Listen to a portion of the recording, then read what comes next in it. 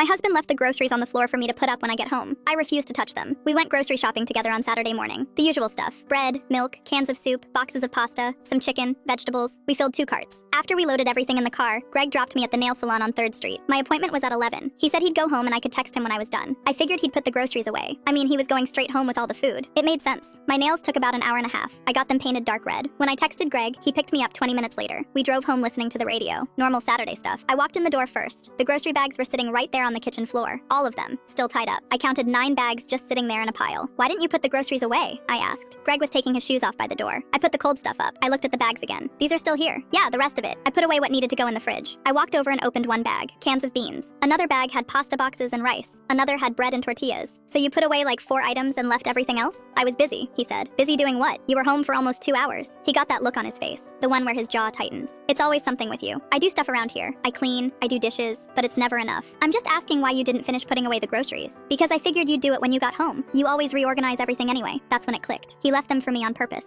So you expected me to come home and put away groceries that you brought home? It's not that big of a deal. You were already here. You already started. Why not just finish? He walked past me into the living room. I'm not doing this right now. I stood there looking at those bags. 9 bags of food just sitting on the floor. The bread was getting squished under a bag of cans. I could see a tomato rolling loose. I didn't touch them. Hours passed. We ate leftover pizza for lunch. Greg watched TV. I did laundry and folded clothes on the couch. Every time I walked past the kitchen, those bags were still there. Greg walked past them too. He stepped over them to get a soda from the fridge. Didn't even glance down. Dinner time came. I made spaghetti using the old pasta from the pantry, not the new box in the bags.